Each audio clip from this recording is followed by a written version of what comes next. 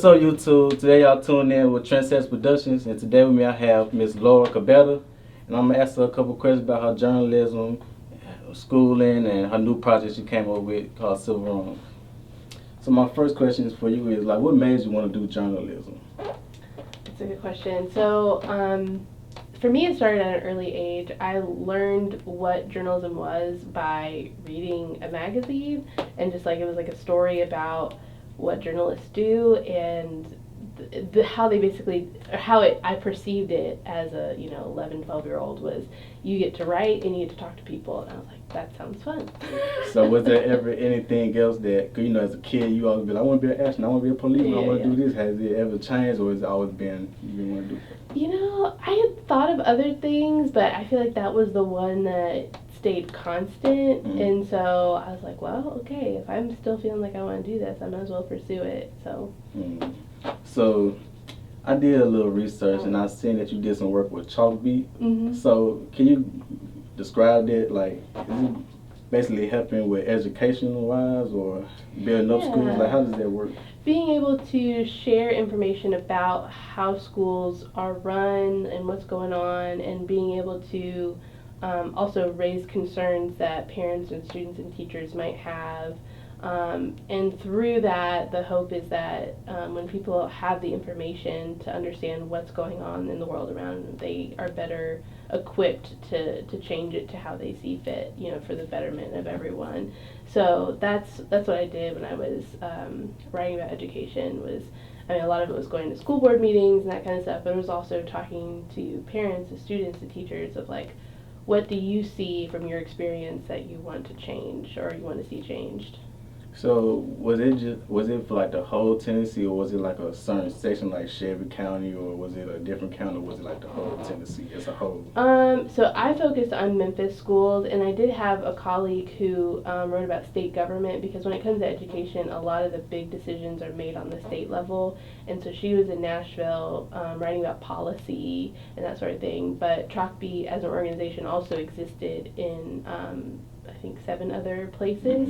So being able to also get a larger picture of like, here's some trends that are happening across the country was really helpful for people to be like, how is this unusual, what's happening here? Is it, or is it part of something bigger?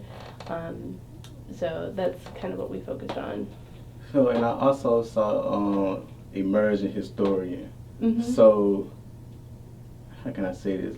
What periods in history do you deal with? Like, is it mainly African American history, or is it other periods in time? Yeah, so the reason why I chose those particular words is because when, I guess it was towards the tail end of 2020, when we all were just kind of in an existential crisis and like reflecting on our lives, I was thinking about like, what are the things in my career that I want to do more of? What are the stories that made me come most alive? And so as I just kind of reflected on that, the answer that I came up with was stories that had to do with history and why it matters today, particularly Black history, and because it is such an undercovered, or I guess less known part of history, and like not enough people pay attention to Black history, and so that spurred me to move in that direction and find stories about history that help us connect what's going on in our world today. Okay, and speaking of things that we most people want to know that happened in history, I saw on the Daily Memphis that you did an article called "Hands Up, Don't Shoot" about Larry Payne. So I was reading that, and like take us through the process of like even just starting it. Cause I heard aside from her mother how she was feeling when she went to the museum and see the exhibit, and like just take us through the process of you even coming up with an article to do, and like what's the steps you take to talk to the parents or talk to the people who've been around or things in this. Yeah, so how that started, so that was published in March. The previous fall, I was working on a special with WKNO TV about history and journalism and justice, and so focused on 2 cases in Tennessee that are part of a larger investigation by the FBI to look at crimes that happened during the civil rights era. and Larry Payne was one of them. And so at the time, I had tried to reach out to the family to get their perspective on what happened and kind of how they're feeling about it today and what things they still feel are left undone. Mm-hmm. And I wasn't able to contact them then, but the piece aired just kind of with the information that we knew, and later on we were able to connect. And so as we were just talking, she mentioned, this is Larry Payne's sister, Miss Carolyn Payne. She mentioned that she wanted to go to the Civil Rights Museum and see what she remembered from the 2018 commemoration of Martin Luther King's death. And so, because Larry Payne was killed the week before. Mm-hmm. And so I asked her, I was like, would it be okay if I came with you to, it would be on the anniversary of his death, and just to put this back on people's radar that, like, even though this is 53 years later, there's still trauma there, there's still pain there, and that even when the world has forgotten about him, his family still hasn't. And so she said, sure, so I went along with her thinking that this would be more of like a reflective time for them, just kind of mourning and healing. But then, we get there and it's not what she thought, and the story took a different turn, because that's not what we were expecting. And so it turned into an opportunity to talk about how history is told and how different stories are emphasized, and how even places like the National Civil Rights Museum grapple with that, and how to tell those stories accurately, and not only accurately, but there's so many stories that don't get the time of day that they deserve, and how do you pick and choose what to emphasize and when. So it really, went in thinking it would be one story and came out like a totally different one, just because of what happened when we went there. And, so yeah, that was a way of being able to build relationship, and also just remind the world that this still has an effect today. And when I was reading, I was like, it's very relevant to today, because what happened to him was the same thing that happened a couple of years ago, with George Floyd and other people too. But back then, like you said, it's so many stories that we haven't even heard of yet.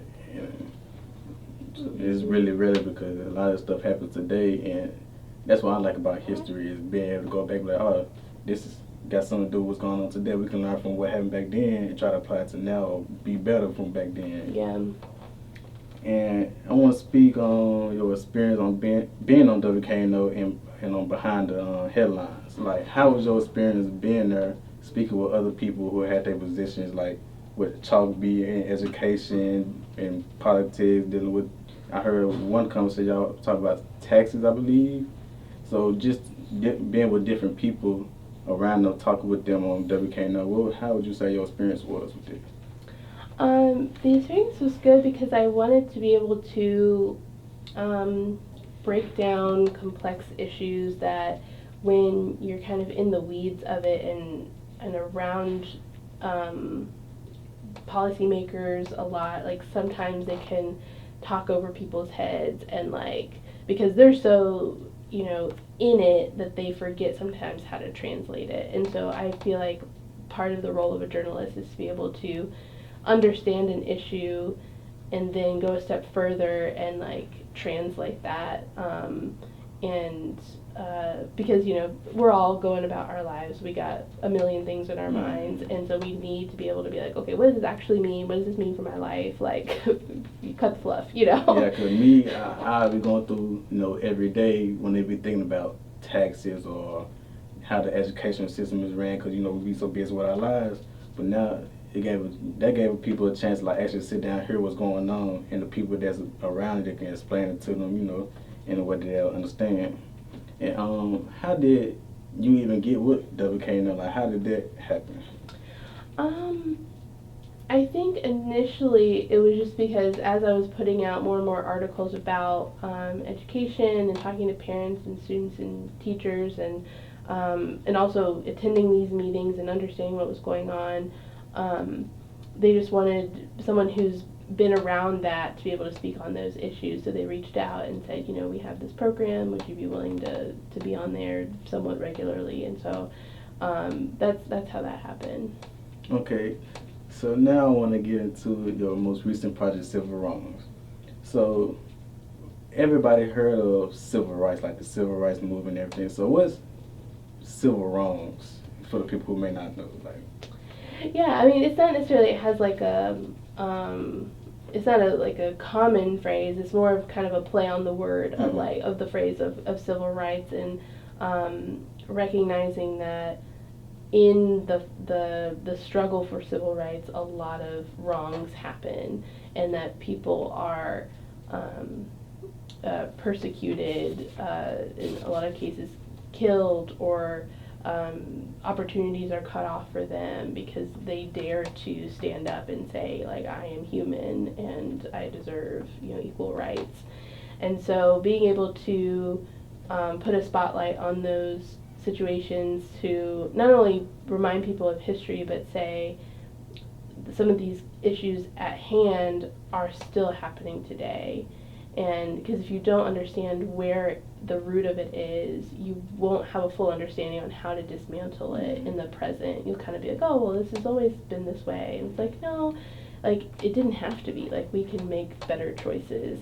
And so being able to kind of break that down is the hope of the project. And one thing I can say is it's a big difference when, like, okay, we had MLK assassination happen here, so they hit a lot of people, a lot of Memphians hard. But when you have other things that happen in different states that happen in history of African Americans, you be like, yeah, it's happened, but you just go on about your day with it.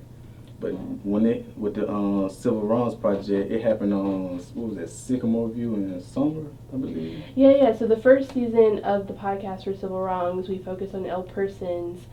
He was lynched, right around kind of where 40 and 240 meet today on Summer Avenue, right behind there. In what then was like not even part of the city. It was like considered like the rural, like almost suburb like of Memphis. So that's just the first of several that we hope to dig into and analyze in the coming months. So are you saying you still finding like cases that happened to people back then and adding on and just Yeah. So for example, our second season of the podcast is going to focus on the Memphis Massacre of 1866, which is the year after the Civil War ended. And there had been black Union soldiers who had just finished their time up in the Army. They got into an argument with some white police officers, and in turn, those police officers led a mob of folks to just decimate the black community. All the schools that had been built, the churches that had been built in the aftermath of the emancipation were burned. There was almost 50 black people who were killed, and that happened over the course of 2 or 3 days. And at the time, politically, like nationally, there was debate on, okay, now all these people are emancipated, what do we do with them, is essentially the question that they were trying to figure out. There was camps of thought of like, send them back to Africa, or like, we're glad that they're emancipated, but that doesn't mean that they're full citizens, and so there's so many different thoughts whirling around. But when the massacre happened, it really was a wake-up call of like, not only do we need to figure out this question, but black folks need protection in this environment. And that spurred the passage of the 14th Amendment, which guarantees equal protection under the law. And so that connection between what happened here in Memphis and like this nationally significant milestone in our country and like what it means to be a citizen is a connection that's not really well known. And so want to be able to bring awareness to that, and also talk about what that means today. So that's an example of other types of cases or events that we want to highlight. So on a scale of 1 to 10, how would you say, mm, on a scale of 1 to 10, how hard would you say it would be to dig deep into those cases? Because I know if it happened so long ago and you find like family members of that person or certain records, like how hard is that? It's really hard. Because that's what I was thinking. 'Cause it's so far back and you have to dig all the information up and. Yeah, I mean, one of the things that I really wanted to, even with our first case with L persons, one of the unanswered questions is like, did he have kids? Like, he was 38, he was married, so at the time, like, it's pretty reasonable to assume that he had kids. The relatives that we know of now, they're descendants of his brother. And so just being able to go back into looking at birth records or death records, like those are available, but being able to link particular people back to him was really, really hard. So we weren't able to confirm definitively, like, if he had kids or not. But that was one of my hopes, while we were doing that. I mean, we still found and shared a lot of information, but that was one of the things that I was really hoping we could do. And for this next season, this massacre, oddly enough, was one of the most well documented and investigated cases of racial terror. Congress sent a team down to interview witnesses, survivors. It's like a 400 to 600 page report. It has so many names, and so we're hoping that we can use that to trace some descendants who may or may not know about this, of their family history and their connection to this event, and be able to make some connections there. It's kind of our reach goal. Like it'll be really hard, but I hope that we can be able to do that. So with some of the people with the L persons, with some of the people that have been related to him or knows the event that happened, what were some of their reactions to you all, coming to ask them and just reminding them of what happened? Because some people can take it as a hard way, like, oh, you reminded me of this tragic thing that happened. Some people, like, they would be happy to, share some of the information. Like, what were some of the reactions that was going on? For this particular case, the 3 people we talked to had been, I guess, for lack of a better word, primed. Like they had shared about this part of their family history before, and so it was at the very least it wasn't new to them. But there are various reactions, and like I think part of the job of a journalist is also to give people freedom to just like if this is too painful for you, like you don't have to share. Like it would be great if you could, like for the benefit of the public, but at the same time, like if that's your story and you just want it's too much, like people have the right to say no to you. But for one of the descendants, so this is the great-granddaughter of the little girl who was murdered. Her aunt and uncle is this woman's great-grandfather, and her murder is what sparked the investigation that led to the lynching of L persons. So she's a white woman in her 40s who lives here in Memphis still. And she said one thing that just always struck me was like how growing up, this is in the second episode of our podcast, like her grandmother, whenever she would talk about what happened, it was kind of just like spitting back facts, just kind of this happened, this happened, this happened. But when closer to the 100th anniversary, there was a group that was trying to put together a ceremony, the Lynching Sites Project, and they reached out to her to participate. And even though she knew this about her family history, the way that it was framed was talking about like his case and its connection to discrimination today and systemic racism. And for her, that connection was new. Like the event itself wasn't new, but making those connections was new, and it really transformed how she like moved about in the world and what she thought about like systemic racism. That was not something she would ever say like systemic racism existed, you know, like she always thought like, oh, you pull yourself up by your bootstraps, you know, this kind of stuff. But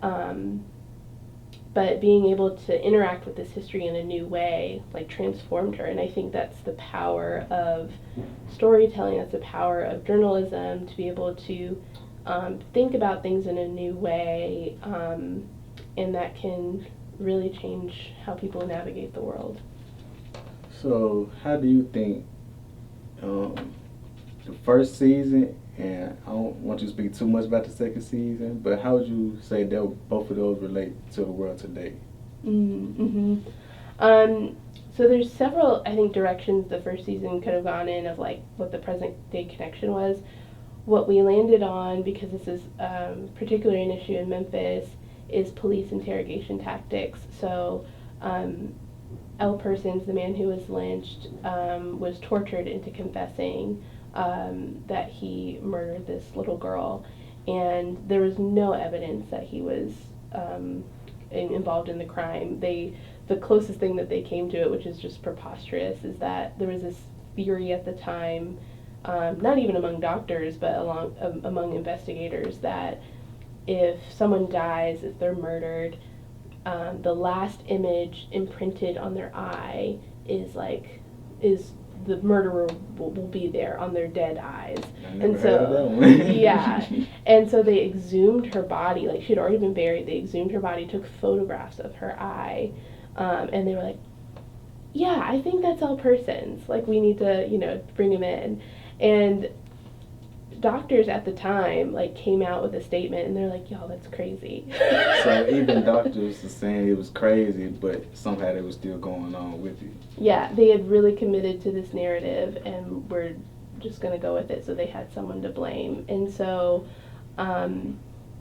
anyway, so that connection of police interrogation tactics, we wanted to examine, well, what are some connections of that today. So police torture was outlawed and ruled unconstitutional back in the 30s, but at the same time there wasn't really a method to replace torture when it comes to interrogations. It was just kind of like, okay, don't torture suspects. It's like, okay, well then what do we do? You know, and what kind of emerged as a pattern was more psychological tactics, like even if I'm not going to touch you during this investigation, I'm going to, you know, there might be threats or veiled threats, like to your family, or, you know, to lie to suspects. That's still very legal. Of like evidence that you don't have, you're just going to say you have it to see how they react, or like, you know, try and get information that way. And what psychologists and people who have a lot of experience in police work told me was that doesn't always bring out accurate information, because that's the point of an interrogation. You want accurate information about the crime. But when you put someone under such duress and like you isolate them for long periods of time, and like you know, they just want the whole thing to just end, and so they'll say anything to just end it. And so that anything could include like a false confession. And so that happens a lot. There is a database of exonerations that have happened since, I want to say it was 1989, and about 1 in 12 of them, I want to say, had included a false confession. So like later on, you know, years later, they had been exonerated, they were proven innocent, even though they had spent all this years in jail, and that case started with a false confession. And so, because most people think like, okay, well, if someone confessed, like, surely they're not innocent, right? Like that, like there's something in us that's like, but if you get put through all that, you want to stop. yeah, and so like the situation itself can make people do things that they normally wouldn't do. Because, you know, us sitting here comfortable, we're like, of course, you know, I would never confess to a crime that I, you know. Until you actually in that situation, ain't no telling what a person might. You're gonna say the false information just to get it over with. Just to get it over with. And So that was really eye-opening to uncover information that that folks have been researching for a long time.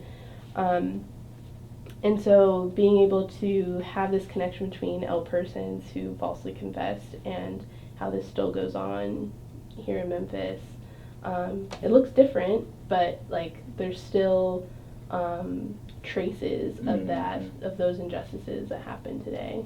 So, okay, what you saying? You got season 2 coming out. How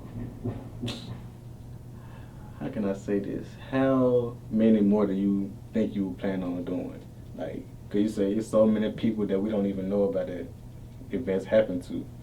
So how many more do you think you would do in the future, or you plan on keep going with it? No, I mean there's when we initially sat down of just kind of a list of things that we could do, of cases that we could look into. I think we got up to like 40, like really easily. I probably won't be able to do all of those, but I mean, there's just so much out there that like I think there's room for more and more people to do this kind of work and bring attention to these long neglected cases. So, but easily this could go on for a long time. But the hope is that each semester, this first season we did just to get us started, and starting next semester it'll be a class here at University of Memphis, and so students will help put together the season, do the research, and we'll work on it together. So so having more hands and minds in it. Okay, so the students up here, they get involved with it too? Okay. So I didn't know that the students get involved with it also. Yeah, they will, starting next month in January. This first season we did just to get it started and going, and then we'll be adding students come January. So how long does it take? Like with the first season, how long did that take? See, I started probably like late July. And then we publish in mid-October, so it's kind of a tight timeline. With the semester-long class, we'll have maybe 3 or 4 months versus what that was more of like 2 months, and so that will give us more time to dig into, especially for the genealogy part of hopefully being able to find descendants of survivors. So we'll see how it goes. I want to thank you for letting me interview today. And where can people find the documentary, the season 1 and season 2? Yeah, you can go to psrmemphis.org, and on that page there's a tab for civil wrongs. So psr.org, and you say it's a tab. psrmemphis.org. psrmemphis.org. Y'all heard it, psrmemphis.org.